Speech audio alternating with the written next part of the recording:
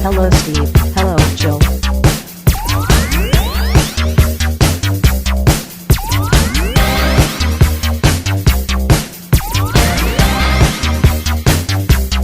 It's time to game classy.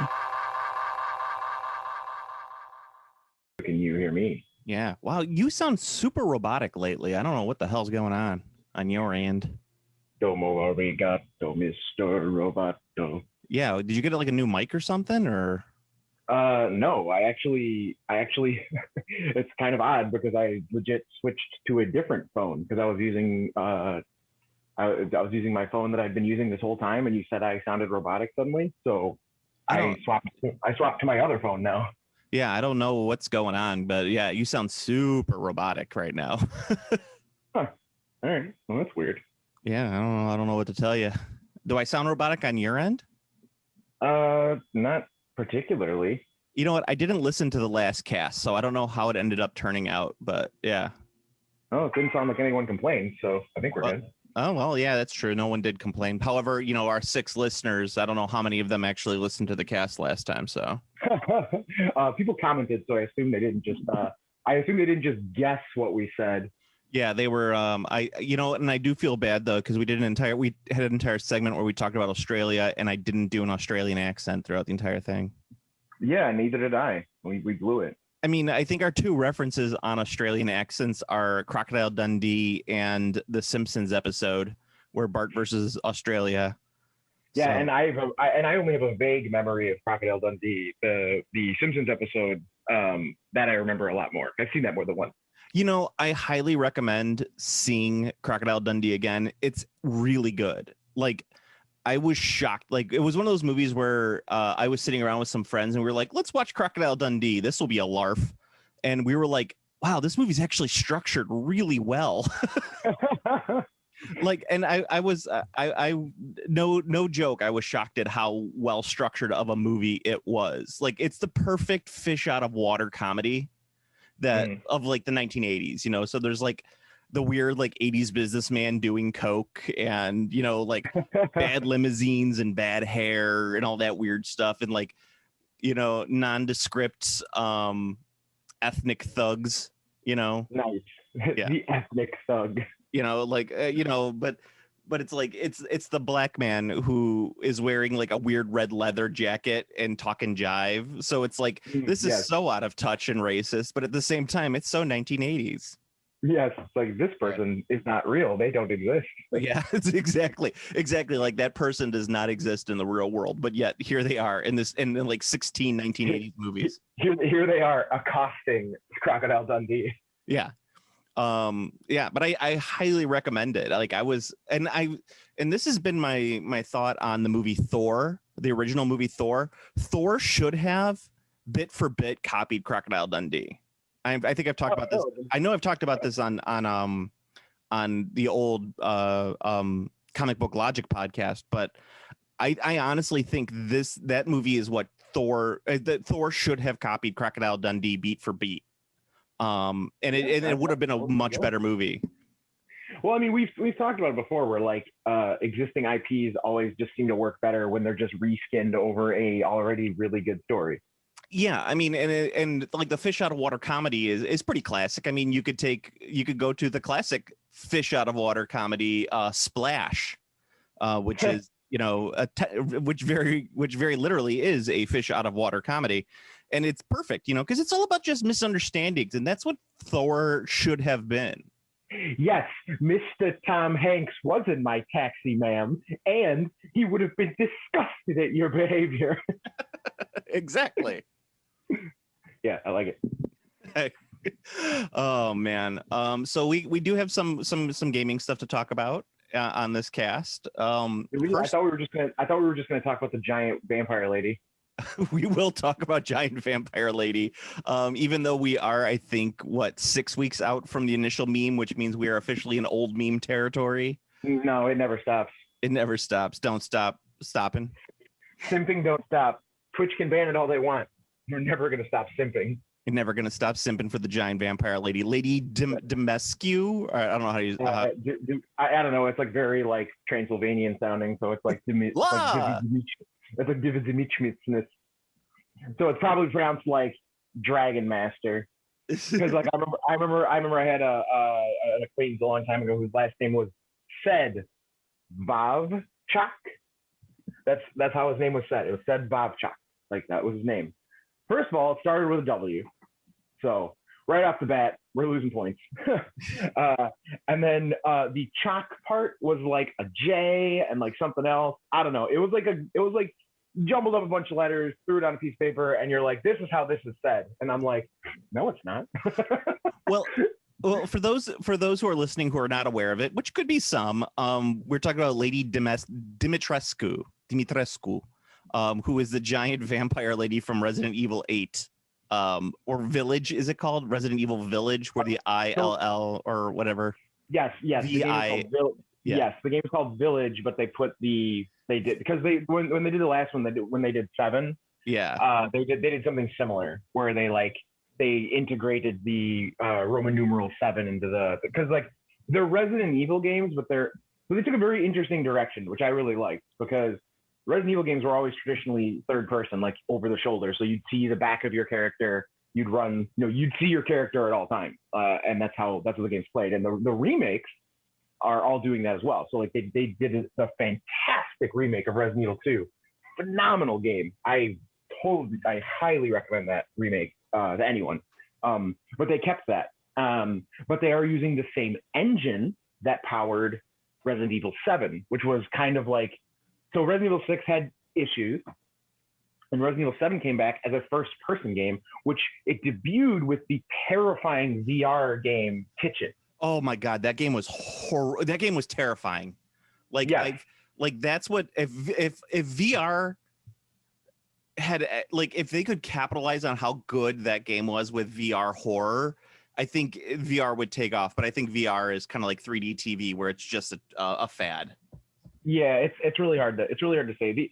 I think personally right now, the biggest issues I think with VR is just the headsets are too fucking big. No, it's that they can't integrate movement as well. That's the biggest problem. It's like they integrate, like the movement is so jilted, like you don't actually feel like you're moving.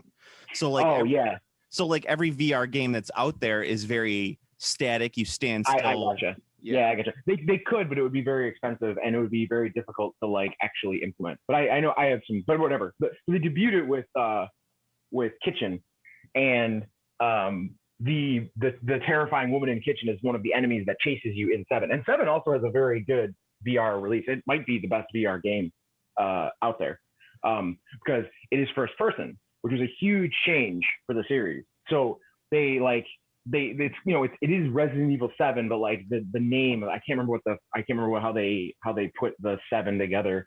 Yeah. But like same kind of thing. But like this is going off the same thing. So now this is 8, and this is also a first person game. Like they've kind of just switched the franchise to, we're going to do the old games as remakes that are using the same engine, but we're going to keep those in third person, keep the gameplay you love, and we're just going to remake the games you like, and maybe tweak some things here and there. And I have to say, like, unlike when a movie gets remade, when games get remade, very frequently it's good. Like, it's a better product. Yeah, right. That's the biggest difference. The funny thing about Resident Evil is always just a weird franchise, because it's one of those Japanese franchises, and there's many of them, where it's like Japanese people who have this is the original Resident Evil. I'm not talking like newer ones, but because the newer ones are just aping off what the originals did. But the originals are like when a Japanese designer doesn't really know Western culture well enough, but they make a game that takes place in the West, and it's just such a Japanized. I don't know how the best word. Japanizing beam. The Japanizing beam. Yeah, it's like the West, but it's just weird enough where it's like, this isn't America. This is like a weird Japanese version of America. It's like when like an anime tries to become Americanized, and they like, what you always say, they have rice balls and they make them into hamburgers. It's like they do that, but it's like they intentionally try to make it Western, but it's like in that weird uncanny valley of Westernization. Well, I mean, the ultimate example of that is House of the Dead. Evangelion. Yeah, Evangelion is very much like none of the writers, and not because Evangelion is like a set in the West, like set in America story, but it's because like Evangelion uses like tons of like Christian iconography and references and like terminology. Everyone working on that series, every single person working on that series has no fucking idea what Christianity is. None of them do. They just literally just like took words and they were like, yeah, this is good. Angel Gabriel. Okay, got it. Yeah. Although I would say that their angels are a little bit more accurate than the standard Western depiction of angel. Well, and that's what I'm saying about Resident Evil is like they do such, and it's so weird, but it's like everything is very Japanese in how like the Raccoon City and the police force, it's all like it's modeled off of Japan, but yet it takes place in the West. So you're like playing it and you're like, wait a minute. You're like you're playing as a cop and he's helping people. He's not beating his wife. not just randomly shooting people. Yeah, not just randomly shooting people and going home and beating his wife and kids. Like, man, that's definitely not standard. Yeah. But but we're talking, for getting back to originally what we're talking about, it's probably my new favorite meme. And I love memes that secretly out people's fetishes. It doesn't make fun of people's fetishes, but like it just brings it out where you're just like, oh, so like this person really has a giantess fetish. It's like you dropped this moment. Yeah, it's like, oh, you dropped this, and you're like, and it's like, oh, it's a copy of Gigantic Asses, and you're like, oh. exactly. Or it's like when you see an artist like online who does like fan art of something, and then you all of a sudden you notice that they do really, really intense details on the feet. And you're like, oh, this guy's a foot fetishist. Okay. I saw fucking great. There was a great interview with Gabe Newell, and there was just a shot, a picture. Gabe Newell's the guy from Steam, Valve, etc. And there's a pic of him he's talking about some fucking future gaming thing, but he's not wearing shoes. He's just barefoot. And one of the comments was like, how come he's not wearing any shoes? And then the next reply to him was like, he's giving the gamers what they really want on all fronts. Exactly. Like I love it when that happens, because I think it demystifies weird fetishes a little bit more. They're not even weird. They're like very vanilla fetishes. Like a giantess fetish is very vanilla. Yeah. And in terms of like shit I've seen, like giantess fetishes are very vanilla. Same thing with like feet fetishes. Very, very vanilla. There's not many that I would actually consider weird. Even if you said the weird ones, I'd be like, not really that weird. Well, yeah, I mean, at this point, I'm a 40-year-old man who's been exposed to the internet for the last 20 years. There's not many that I would consider weird, but however, I do know it's pretty weird. I do know that if I talk to some of my regular friends and I said, hey, look at this. This is all about like a giantess fetish. They'd be like, what's a giantess fetish? And I'd be like, I don't really want to explain this to you.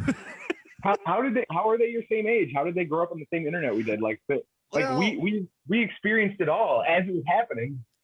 But that's the thing is like, I feel like I have a much more curious, I don't want to say imagination, but I have a much more curious nature about me than probably some of my friends, which is not anything. I'm not like kink shaming people or anything like that. But it's like when I meet a person who's like, and they're like, oh, my fetish is legs. I'm like, that's not a fetish. That just means you like a thing that is normally liked. Yeah, exactly. Which I guess is technically a fetish, but I mean, like, I don't want to gatekeep fetishizing. I guess if we're gonna really break it down, I don't know if we should. It breaks down the concept. I think it's like there's a huge difference between like a preference or something you like and something that would actually like really be like a fetish. Yeah. Well, yeah. Because like you really had a fetish for legs. Like you would do weird shit with legs. Like you'd have the leg lamp from a Christmas Story. Yeah. But you would have it because it's sexual. Yeah, exactly. Well, I mean, and for those who don't know, I think we'd even get into it. This lady Dimitrescu or whatever her name is like a 9-foot giant vampire lady. Yeah, a 9-foot, like when the video like preview of Resident Evil 8 came out, they showed this giant vampire lady, like a 9-foot tall vampire lady, and people lost their minds about it. Like, Mm-hmm. and you know that people lost their minds because I heard about it on like the generic internet before. Like, and I'm not even because I wasn't like the internet collectively lost it for this giant lady. Yeah. Like I'm not even a like a Resident Evil fan, so I didn't even see the preview. But after I started seeing like the memes pop up immediately, I was like, "What in the hell is this?" Oh yeah, all I'm saying is that, like, just going by her dialogue and how she like hunts the player and like what she does, someone at Capcom fucking knew what they were doing. Exactly.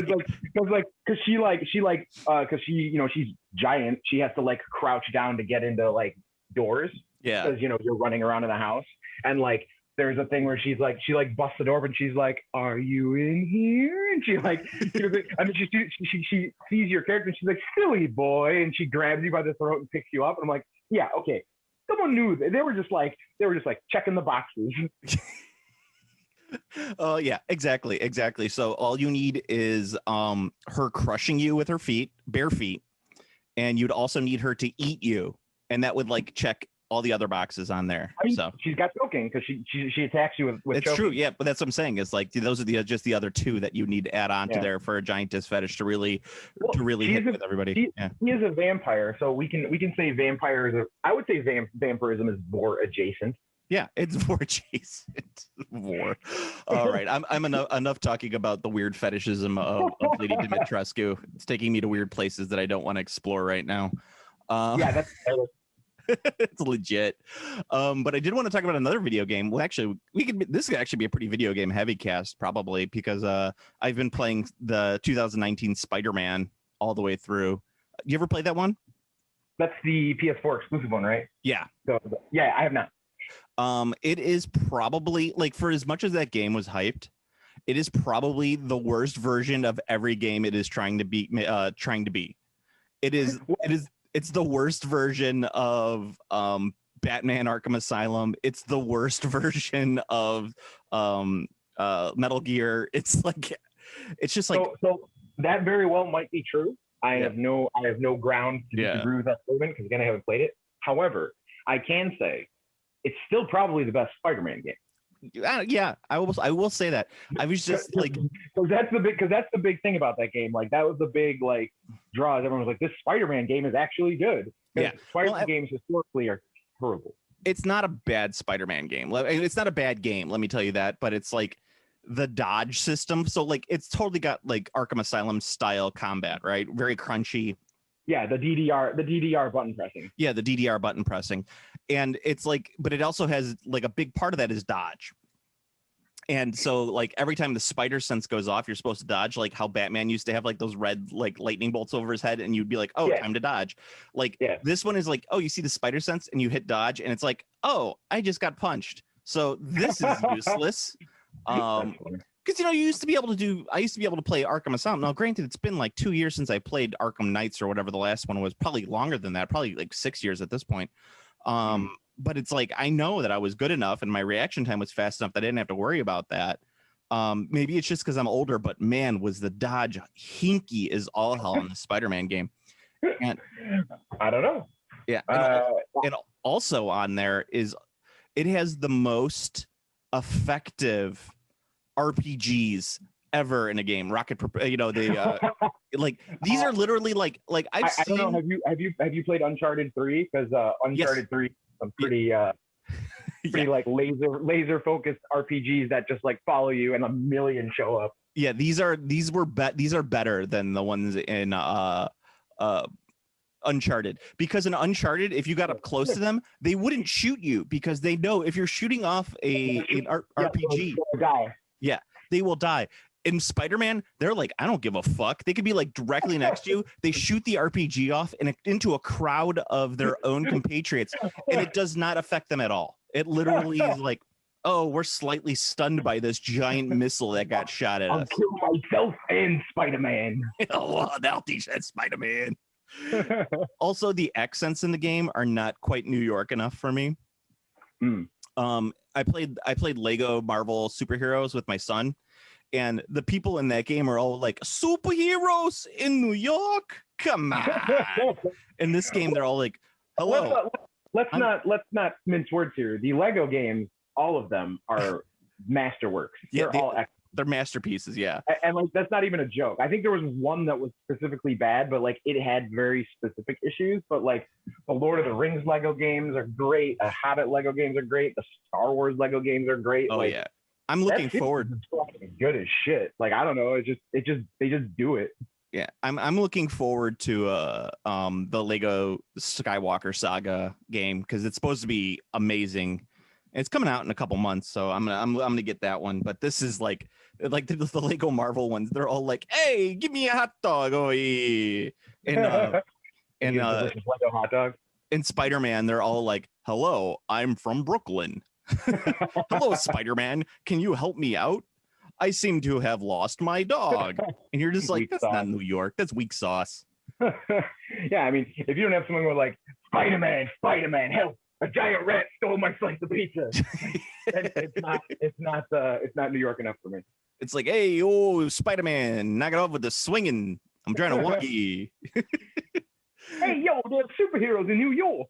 Yeah, exactly. It's like that really did bother me. And oh my god, and the side missions in the Spider-Man game, not the side, I shouldn't say side missions, but every like I don't know, every 8th mission in the Spider-Man game, you have to play as Mary Jane or Miles Morales, kind of like skulking around like a stealth mission.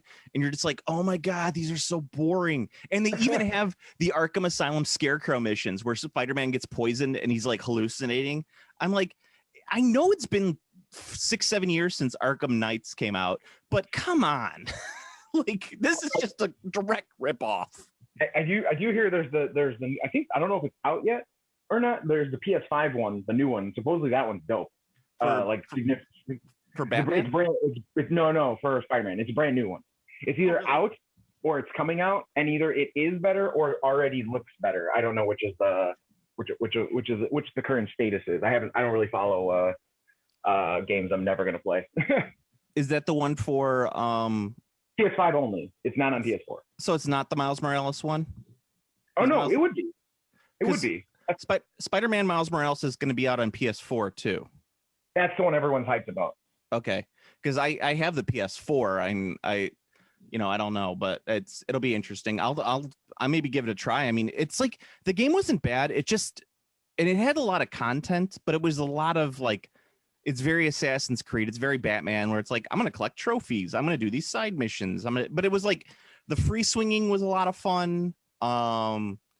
I don't think the controls were that intuitive. I think it, like they said, oh, it's very intuitive. And I'm like, this is not intuitive. This is the only game I ever did any of that shit for was Shadow of Mordor. Yeah, it was. Shadows of Mordor blows it away when it comes to combat. That was always my that was the game I actually did collection too. It just, I don't know. I think it was the same grip I had with Batman, because Batman could like grapple around and like there was a lot of like interdimensional movement. It was a lot harder to like find the collectibles, so it felt like a lot more like a chore. Yeah. But with Shadow of Mordor, like if there was a collectible that was somewhere high, like you didn't have to like figure out like a weird, like there wasn't a weird. There was no puzzle. It was harder to hide stuff, I guess, because there's like if there's a tower and there's like a big spot under the tower, you can just be like, I'll climb up this tower, and while I'm climbing, I'm like, oh, there's a collectible down here, I'll grab that. Well, my favorite thing about Shadows of Mordor was still the challenge system with the bosses. Oh yeah, that's fucking great. It's so good. Well, because you'd be sitting there, you'd be like, okay, you're fighting off this massive horde of orcs. Like you have 30 orcs that you're just taking on. And then all of a sudden it's like this big boss shows up and you're just like, fuck. But it was so fun because you'd be like, they always chant his name. Yeah. It was dope. Yeah. And then he would come in and they'd always say something like, "Ice meat's back on the menu, boys." Yeah, of course. They would always have a good line, be like, "I thought I killed you." Yeah. And it was great. And you were like, oh my God, I want a model of this guy. I want the model of this guy. I want the model of this guy. Yeah, absolutely. It was a fantastic game. I kind of wish that GW would have the license for that so that they could bring some of that shit in. That'd be cool. Yeah, it'd be fantastic, but they're never going to do that. They have to keep re-releasing old models and charging $30 for a blister of them. No, they've been doing new ones. The new Treebeard is great. Yeah, no, a lot of they've been just recently they re-released a bunch of old sculpts, and they just like the price of them was jacked up enormously, and I was like, holy shit. Like we're at like normally I don't give a fuck because it's Lord of the Rings and I don't play it right now. It's a great game. I just don't play it. And it's just I saw the price on there and I was like, whoa. There's actually a pretty great Patreon for 3D printed models. It's called The Print Goes Ever On. Where they do kind of what's it called? They do Middle Earth minis. Yeah, Middle Earth minis, and they're really good. And I think it's called The Print Goes Ever On. The printing goes ever on. Printing goes ever on. Nice. Yeah. And they do. What's nice about it too is they release battle maps with the figures too. That's sick. And they do it kind of by chapter. So like you'll go through and you'll be like, okay, these are the models from chapter 1. These are the models from chapter 2 of Lord of the Rings. So they're more based off the books than anything. So the first one is that they did in September was like chapter 1 where or September. So they did, so it's all like Shire stuff, right? And Tom Bombadil and Goldberry and all that stuff. And then they did chapter 2, which was like the Dark Riders and Bree. I really recommend it. It's a really cool there's a really cool Aragorn sitting at the bench with the hood up smoking the pipe at the Prancing Pony.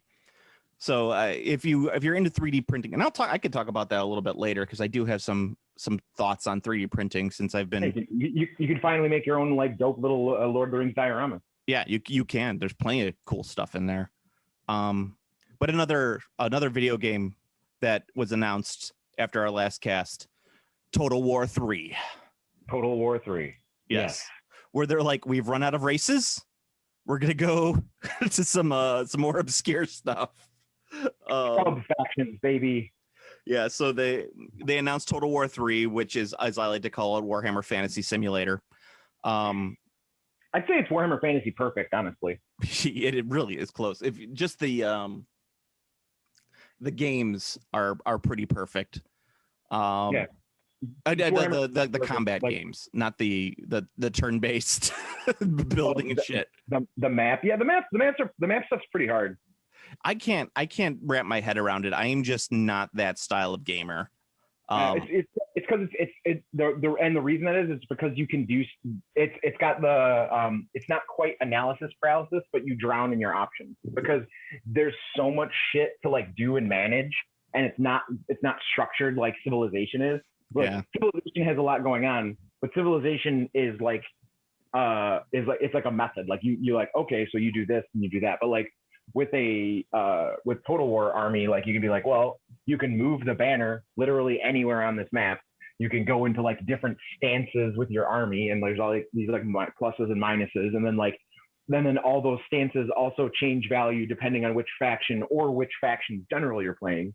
Because like the orcs, like and beastmen, like you should always have a raiding banner with like what those factions, because like they get huge benefits from raiding. So like if you're not raiding with something, you're going to lose.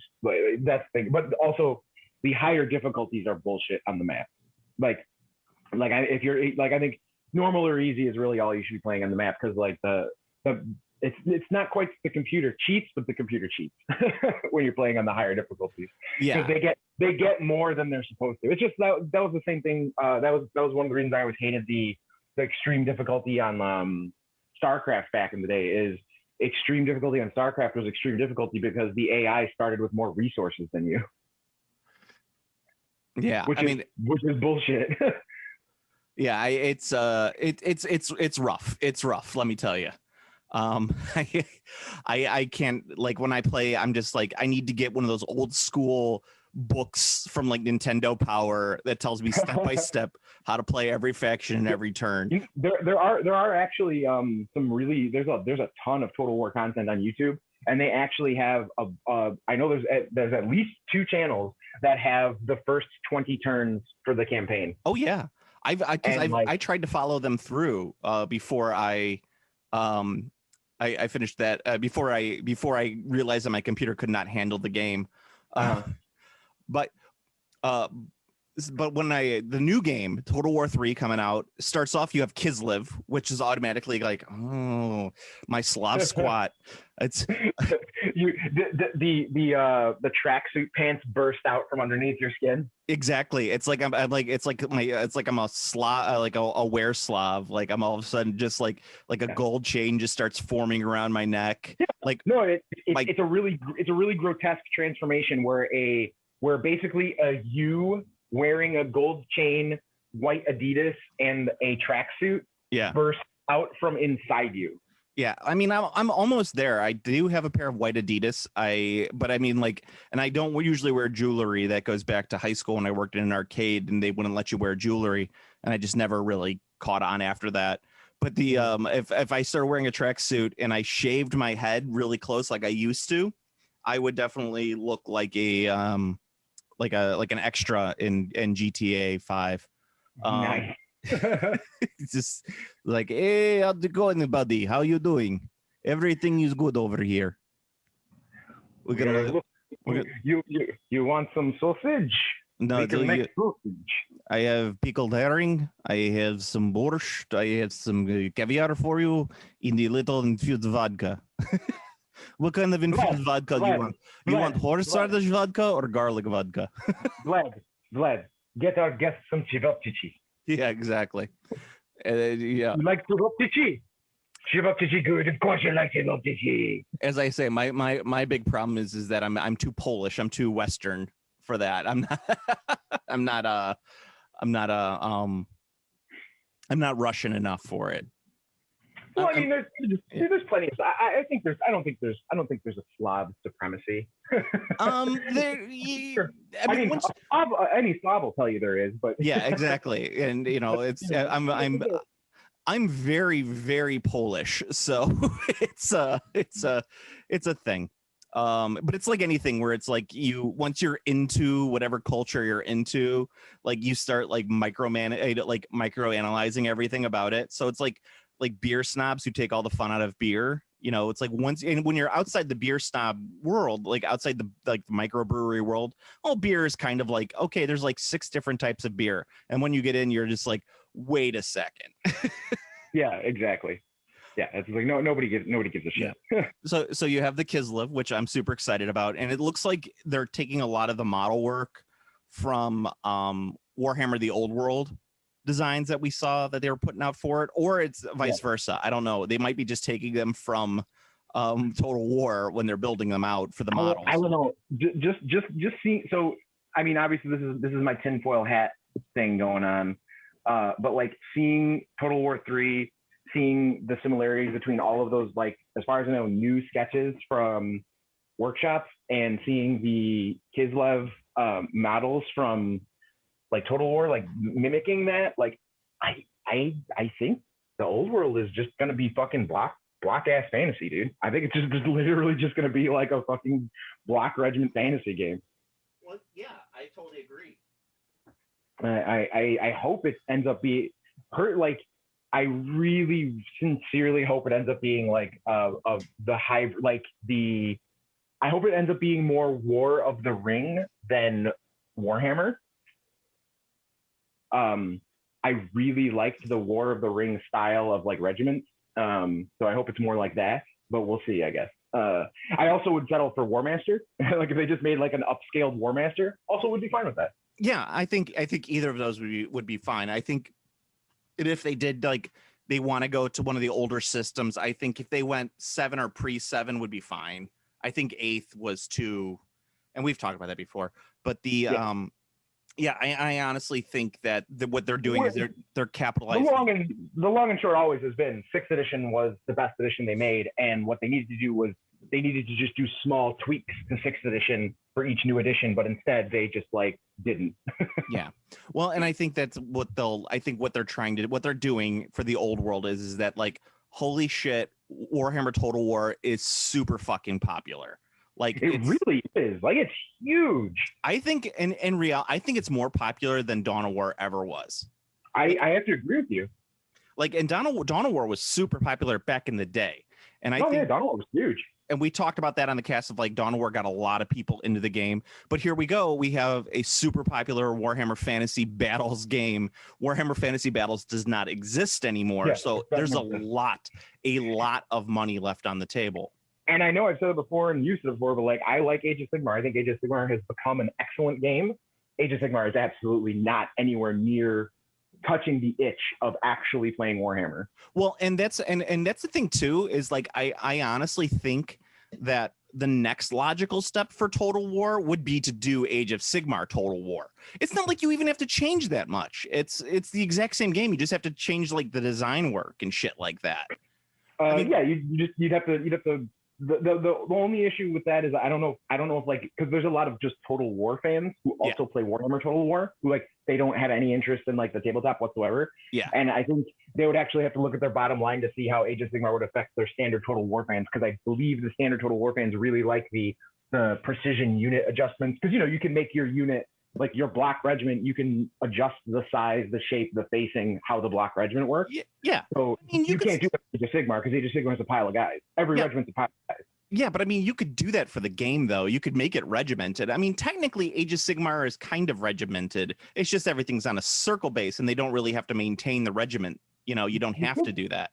But I mean, you could do like that. A fusion too. You could do smaller regiments, but more micro stuff.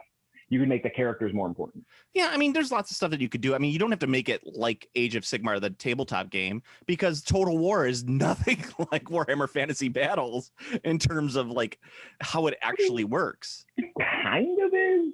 I mean, because it's not turn-based. You'll never have the exact feel of and you can actually put units in forests in Total War, and it's not like it completely ruins the game. And they can leave the forest. They can leave the forest and do shit.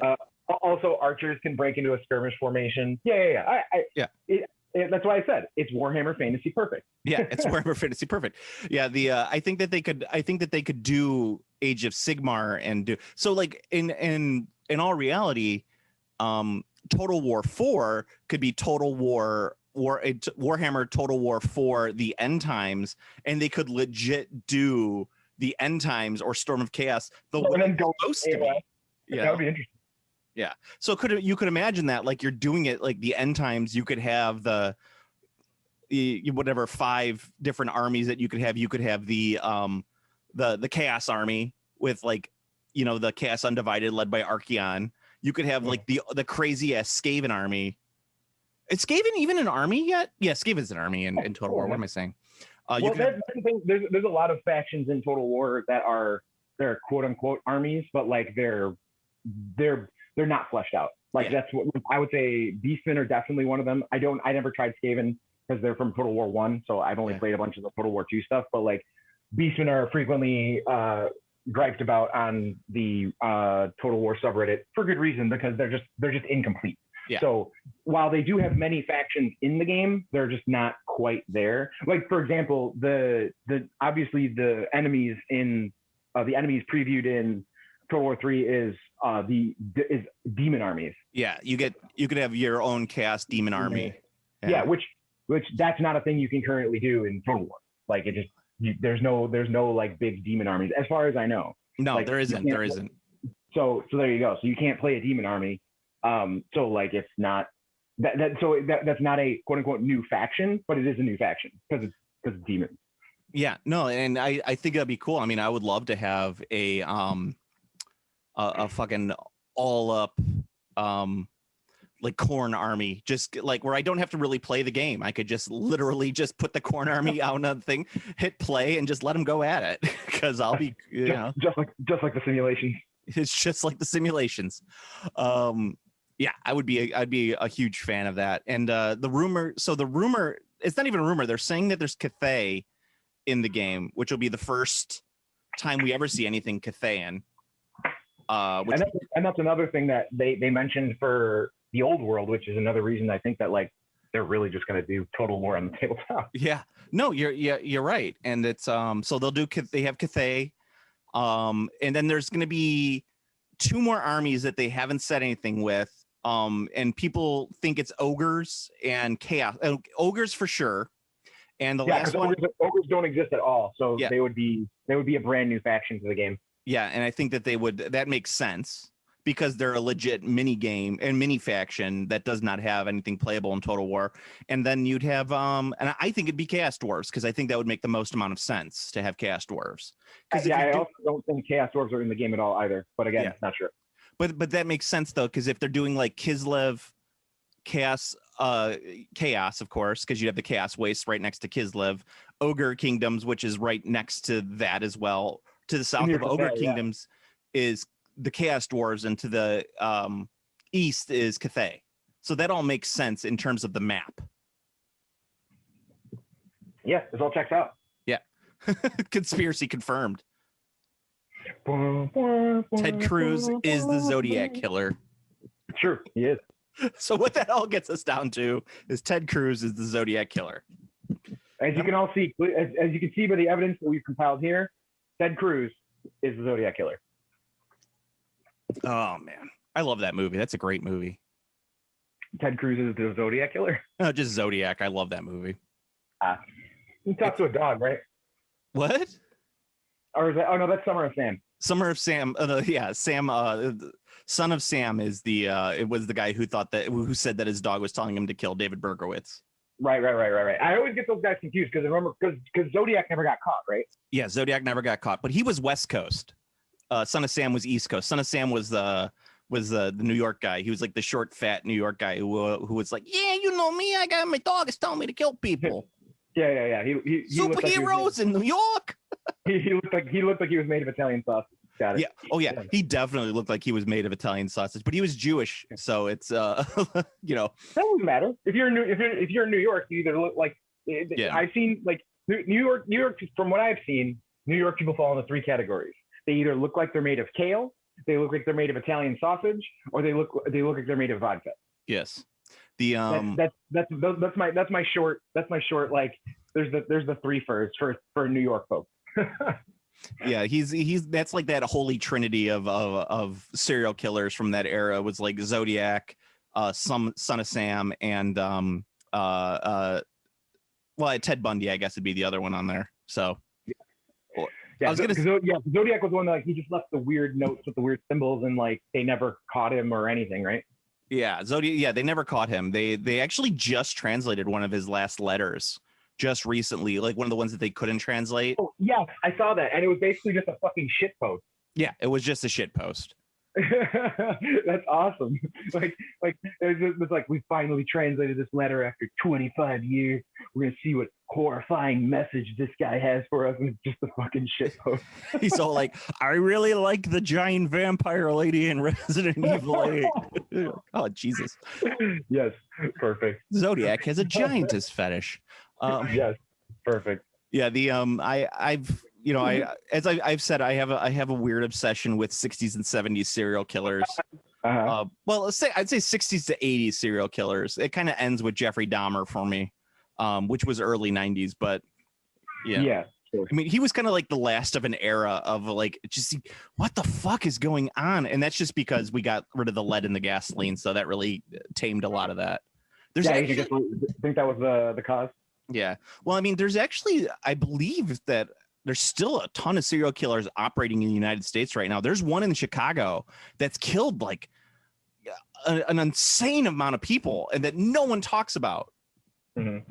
And he's still active. But the thing is that he kills lower income African-American women on the west side of Chicago. So no one comments on that one, of course, because it's like if you exclusively targeted hobos, no one would ever say anything. If you exclusively target hobos. Yeah, no one would say anything.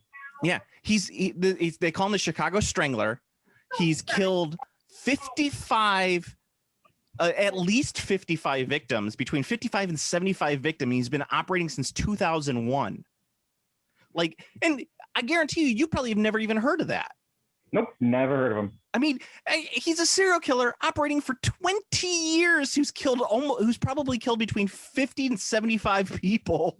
Like, well, you only hear about serial killers. The more often you hear about serial killers is when when they don't make the police, or when they don't point out how incompetent the police are. Yeah, that's true too. That's the rule of thumb. So like they're going to downplay the fact that they've had a serial killer operating for 20 years in the city of Chicago because that makes the police look like the fucking pieces of shit, useless bastards that they are. So there you go.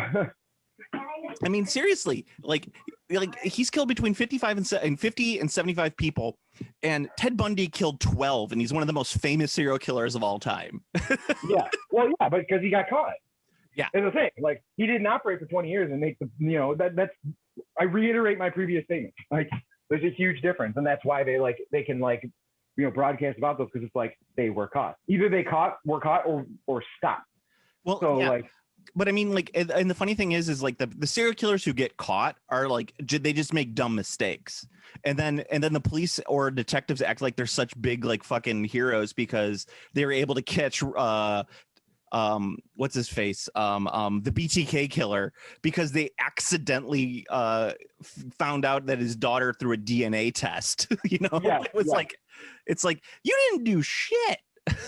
Yeah, you accidentally fucking cracked the case. Congratulations, you fucking dumb shit. Oh, what? And what's that guy from Ed Kemper? Ed Kemper is another one who just like gave himself up, and like they act like it was such a big they said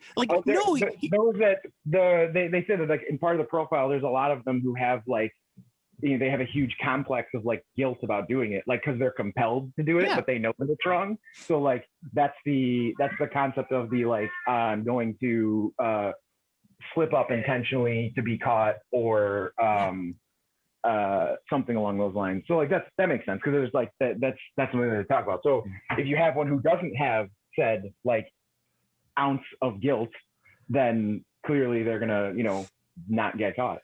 There's a British serial killer that I absolutely love. I can't remember his name right now, but he was like this guy who was really into well, they said he was into the tall lady from Resident Evil. No, they said he was really into like goth emo music in like the 1980s, but he wasn't like he was the worst. Yeah, he was more into like prog rock. But he was called like the emo kill. I don't remember what he's like. But what he would do is when he would kill people, he would like Blast Alan Parsons Project. Blast Alan Parsons Project, yeah. No, Adam Ant. No, he would like store them up in like the floorboards of the attic and stuff, and then he tried to flush them down the toilet, and he clogged up the toilet, and that's how he got caught. That's ridiculous. Yeah, it was. I can't remember his name though. But yeah, it was. Yeah, so it's always it's either like the serial killer fucks up, or they intentionally give themselves up, or they are sloppy, or they are intentionally sloppy, something like that. Because let's say, like, if you have the desire to be a serial killer, especially in America, like, there's nothing stopping you. Like, you could just grab a gun, walk to any big city, shoot someone, walk back home, and the chances of you getting caught, fucking impossible. Like, no one, like, you don't know the person you shot. Nobody knows you because you don't live there. Like, the odds of you getting caught just doing that are so low. Yeah, because most people who get caught when they commit a murder, it's because they kill somebody they know. Like, you know, it's like, and the police are so incompetent. There's like, I mean, and like I said, that's not just me slamming the cops, which deserve every slam I give them. But like, if you ever get into like true crime or anything like that, the fucking incompetence of the police is fucking disgusting. Like, you should be pissed that you spend any tax dollars on the police in the United States. I was watching this thing of a true crime. This fucking, like, he basically was a plumbing baron for all intents and purposes, and he was like, to not get the story is pretty long, but to not get you the full story, to give you the short running story, he was being poisoned actively by his wife and his wife's friend / possible mistress with arsenic, blatantly. I heard this, yeah. Blatantly, continuously, and like to the point where it was like he would be in the hospital and the doctors would be like, "Oh, he's recovering nicely," and then his wife and the other lady would like visit in the room, and then suddenly he would be violently ill, and like. And the doctors just don't understand it. And the cops are like, we have no idea what's going on. Like, because the cops were called multiple times to like investigate, and they're just like, I don't know, seems pretty weird. And like his daughter, I guess, was like, they're poisoning him. Like, they're poisoning him. Like, his daughter is like yelling at the police, like, they're poisoning him. They're doing something to him. And the cops are just like, I don't know about that, young lady. Calm down. You're a little hysteric. Like, I was like, are you fucking kidding me? And like they did it. It was like it took like 4 years to kill this guy. Well, I mean, like you look at Henry Lee Lucas and Otis Toole, and you're just like, how did these people evade the police for as long as they did? These are like the two dumb. But I always say that like someone competent. Yeah. Well, I also say that a lot of major issues with catching these people is we didn't have that idea of the psychology of a killer that we have now. I mean, when you watch that Netflix show that they did, and I can't think of the name of it right now. I loved it too. It was the one by David Fincher. And it's all about like the birth of like the serial killer crimes department in the FBI. It's okay. You know, it's a dramatization of the whole effect and of the whole thing, but it's really cool to see. So you got Al Pacino in the courtroom going like, "You'll never take me." Yeah, but it just goes to show you like how stupid law enforcement is. Like, oh yeah, like they just think they know everything about like they find the first person they can reasonably patsy it on and then beat them into confessing it. That's like. There's so many like false confessions that are like brought up and like coming out like every year there's like tons more that are like, yeah, this dude confessed to these like 2 murders he totally didn't commit, and they have no idea who did, but they like found exonerating evidence for the dude who confessed. Like, why did he confess? Like, because the cops fucking beat him. That's why the cops beat him into confessing. And then it's like, oh yeah, so not only did this guy serve time like 10 years for a crime he didn't commit, but the person who killed those 2 people 10 years ago, he's still at large, and they have no evidence, no lead. That person just got away with it. And that was all due to law enforcement incompetence. Oh, man. So you just look at their case closed rate. It's fucking disgusting. It's abysmal. But yeah, so let's we're not a serial killer podcast. There are much better serial killer podcasts out there. I always recommend Last Podcast on the Left. That's one of my favorites when it comes to, and they don't, like, sometimes they do casts that I'm not a huge fan of. Like when they do cults, I think that like, I don't know. I don't think it's as like, I really like when they go into like the serial killers. Yeah. And I also do like their woo woo podcast where they talk about like aliens and shit like that. But I really, I do. You know me, I'm a huge believer. Or I should say, I want to believe. You want to believe, yeah. Which, you know, I love that saying because I didn't realize it till I got older. Like what it actually means is that Mulder doesn't believe in aliens, but he wants to believe in aliens, which right. I think is a very important distinction. Like I didn't even realize it till I got older, and I sat there and I thought about that for a while. And that's me. It's like I don't necessarily believe in aliens, but I want to believe in aliens. Right. That's like wanting to believe in those things. You know, it makes it appear that there's like an order to the chaos that we exist in. Yeah. Like if there are things like that, like maybe some other questions or things that don't make sense actually would make sense. Yeah, that's exactly. why people want to believe. That's the exact way of looking at it. However, I do believe in Bigfoot, and I believe he's magical, and I believe that he's here to help us as a civilization. So do you believe in the Weekly World News headlines of I'm carrying Bigfoot's baby, etc.? I do. I miss the Weekly World News. What about Bat Boy? You know, when the Weekly World News got canceled, I never thought I'd find a better source of crazy news until Trump got his Twitter. Now they took that away from us too. Bat Boy's over, man. Bat Boy is over. It's time for no more malarkey. Listen here, Jack. How do I open PDF?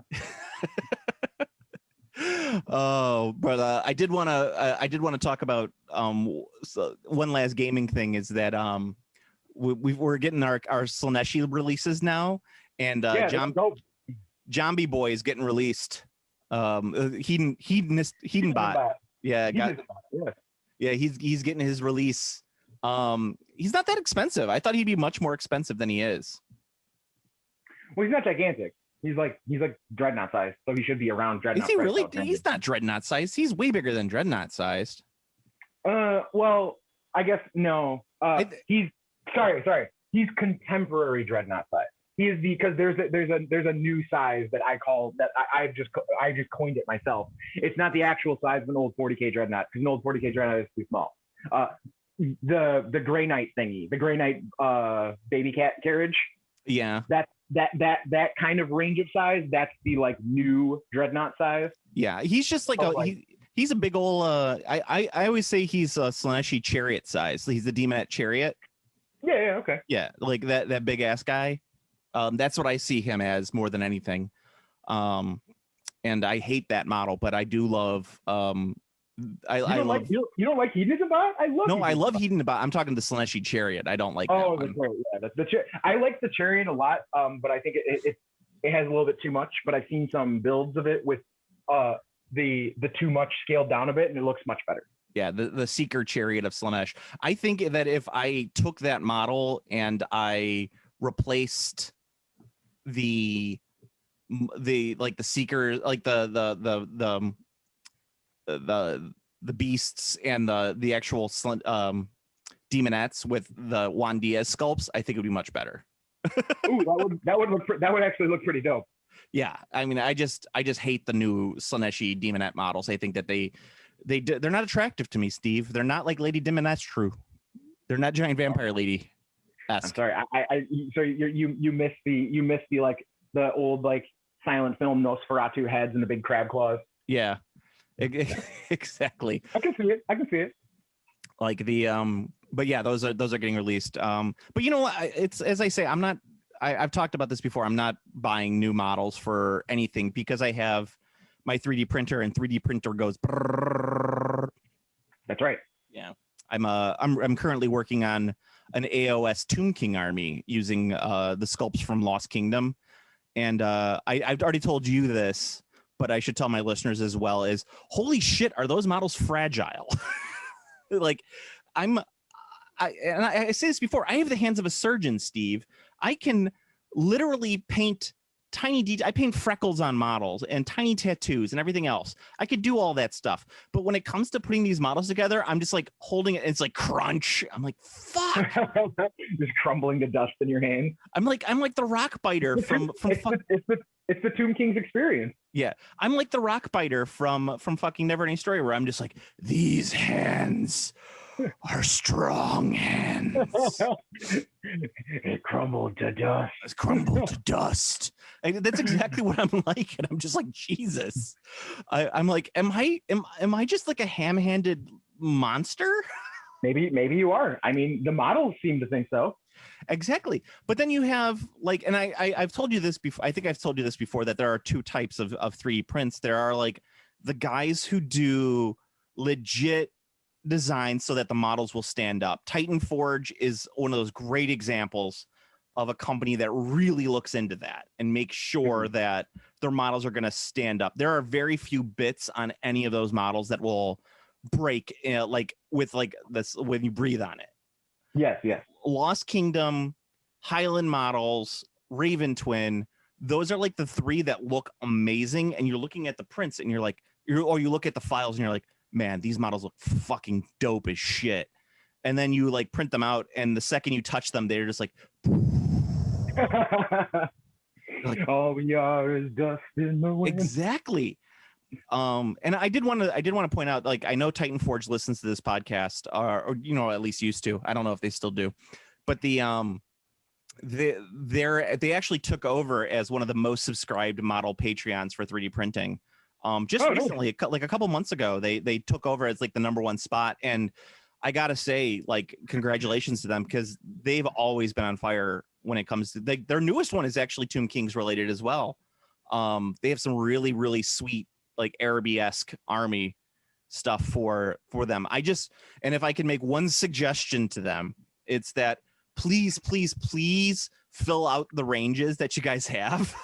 So like they have their ogre stuff. Their ogre pirates are fantastic, but I would kill to have more cannoneers, you know, so I could do like some. Yeah, that was actually my only gripe about that army. I was like, man, I'd really like to do a Beast Riders army, but there's just not enough variance in the sculpt, because it's like there's 2 crab guys and then there's 2 rider guys, and it's like I mean, it looks cool. They look fucking amazing, but like, I don't want to have so many of the same model for my army. Yeah, I mean, for AOS, you need a lot of like the one type. It's not as much as it used to be for when you're doing fantasy, you didn't need that many. Like if you had like the woolly mammoth guys, you'd only need one of them. Right? Yeah, for fantasy, it'd be like you have the one hero on the Stonehorn, and then you have the two guys on the Stonehorn, and that's it. Like you don't have 4. But like Age of Sigmar, it's like your army starts with fucking 4 Stonehorns. Like so you have to like get creative when you're doing some of those if you don't have multiple prints of them as well. But but they only have one guy with a cannon currently, and I would love to have more cannon guys. Like their hunter is one of my favorite models of all time, and that's the dude with the shark wearing the shark. No, their hunter is the guy who has the harpoon and he has like the top hat. He looks like Ahab. Oh, I thought that was the butcher.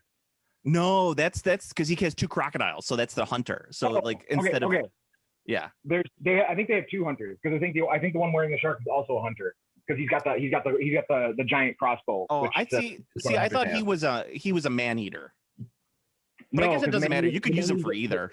Right. But the man eaters aren't a unit. They have a specific man eater. So I think they have 2 hunters. They have the dude with the crocodiles, and then they have the dude with the crossbow and the shark thing. And then the guy I'm thinking of, because you said top hat, I thought of the voodoo doctor. He's got the snake. No, the guy with the top hat has like a big squid arm. So he has like a crossbow, like the actual. Oh, he doesn't have crocodiles. He has walruses. That's what he has. Nice. Yeah. So that's because their ogres kind of flow into like 2 styles too, because they have almost 2 semi like complete armies across just the 2 styles of ogres. Because there's the conquistador style where there's a bunch of them that have that like the conquistador armor and helmet. Yeah, those are kind of like the man eaters. Yeah, and then there's the ones that are straight up like yar, we're pirates, matey. Yeah, well, there's pirate ones, and then like there's the newer pirate ones, and then they also have the older ones, which weren't 3D sculpted. I think those were actually sculpted and cast. Like so they don't actually have the 3D files for them. Okay. Those were like the original ones that they did because so that's different. So those are the ones I'm thinking of. Yeah. I'm thinking of that were traditionally sculpted and cast. Yeah, and then they have such great armies. Like they have that Lizardman army is almost 1-for-1 with the Amazons instead of Lizardmen. Yep, yeah, very cool. That's sexy as all hell. And I just and they have a couple like really fucking cool stuff that's been out lately, and I just kind of wish that they would flesh it out because they do like they'll do like a D&D set where you have your D&D heroes and some stuff for doing like a scenario or whatever, and then they have like 1-for-1 style minis where it's more like a like this is gonna replace AOS models for you. Right. And I just wish that they would flesh that out. So like if they did a like, hey, this is going to be like an Iron Jaws style army, they would have like almost a 1-for-1 for every Iron Jaws unit. And so you'd be able to, they don't actually have an Iron Jaws thing, but I'm just saying like that would be my ideal. So like right now they've got the vampire count / orcs army as well, right? Yeah, but those aren't 3D printed. Those are also I think sculpted and cast as well. A legacy release. Yeah, a legacy release. So like right now they have their February release is Cursed Sands. So they have Tomb Kings. So it's a Tomb Kings army. They totally have dudes who are just on foot. They totally have which they have 3 sculpts of. They totally have Tomb Guard, which they have 3 sculpts of, or they have actually a couple sculpts of, but they have like a big old Sphinx, like a Necro Sphinx. They have 3 little Necro Sphinxes, which could probably use as sand strike, like the big snakes. The Snake Riders, yeah. Yeah, Snake Riders or something like that. They have a couple characters, but it's like, if they just had a couple more dudes, they have a really sweet looking boat that looks like that they have skeletons carrying. It's fucking sweet as shit. Nice. And you're gonna use. I assume you're gonna use the Mortark, or not Mortark. The what the hell are they? The fucking Bone Reapers. Yeah. But I assume you're gonna be using those rules because like the Tomb King AOS rules are gone. They've officially been squatted. Yeah, but they're still available in Legacy. Like they're not like, I can't bring them to a tournament, but I could say like, Oh, hey, I'm going to bring this old Tomb King's army if I'm going to play against someone, and they would be fine with it. Yeah, this is true. Yeah. I mean, you don't like, I don't pay enough attention to like, I don't play in tournaments or anything like that. And in fact, no one plays in tournaments in the United States anymore. That's true. Yeah. But yeah, like Titan Forge, Artisan Guild is another one that does that. But Artisan Guild also drives me up the wall because they're such a great concept. They do their release, and it's like they release like 12 figures, but you don't get enough to do like an army. Like you get enough to do like a unit. And so that's kind of annoying to me. But they're more. What's the one you sent me that always has the banger War Master models? Oh, that's Forest Dragon. Yeah, those are dope. Yeah, Forest Dragon does. So they do a fantastic War Master. They have a full undead army, vampire counts army, with like they're near identical to 8th edition fantasy. They have a wood elf army that is also the same, near identical to 8th edition. They're going to be doing a Bretonnian army, because that's the hotness when it comes to anything 3D printed right now. Everyone is doing a Bretonnian army. Everyone wants the Bretonnians. They're so hot right now. Bretonnians are so hot right now. They have the and like that the what's it called? What the company Lost Kingdom? They just did a Kickstarter for Bretonnians. And I know, like, I have the Kickstarter. I got the Kickstarter, but I'm looking at it and I'm like, this is gonna break as soon as I print it. Like, these models are just gonna fall apart. It has one of the models that I think the concept is great for, but the execution is like just terrible. Yeah, it's the greatest model of all time, Steve. I disagree with that strongly. For anybody who's listening, Steve, you should post this on the Facebook page. Howl's Moving Castle. Yeah, it's literally a castle on wheels being pulled by 2 cows, and the castle not just any cows, like regular ass, like fucking normal sized cows. I'm gonna see if I could pull this up, and I wanna describe this in detail perfectly for our listeners. Stick it on the Facebook page because I don't know how to find it. Yeah, it is. Let's see, it was December, and like some of the models are just so gorgeous in this release. Like some of the character models are fantastic. Like their king on Hippogriff, like their Louis Liancourt. The Pegasus has a peacock tail, and it's so good looking. But no, these it's called the Battle Fortress. And it's the top of a castle with parapets and everything and archers on it, and it's got like a bell, but it's on 2 giant wheels, so automatically it's like, how the hell does this thing stay up? Being pulled by 2 oxen, like they have like they're woolly oxen with big horns, and it's just the most ridiculous looking thing ever. It has a drawbridge, Steve. It has a drawbridge. I am aware. I hate it. I think it's so goofy. I would love to print it, but I feel like it is just like a waste of resin. Like it's like so much to print it. So you're saying that the miniature will have as much structural integrity as the concept? Yeah, I just don't want to like go through that and try and print it out, and it like just falls apart when I'm trying to paint it. But yeah, that like if you look it up, the Kingdom of Mercia, it's a great Kickstarter. Like you got a shit ton in there for like $40. It's one of like the biggest deals I've ever seen, and it's just everything in there is gorgeous. But Lost Kingdom, as much as I love their sculpts, their stuff just falls apart the second you try and touch it. Like, and there's no way that you can make it stronger. Like, there's literally you didn't you achieve success with the blender or something? No, but no,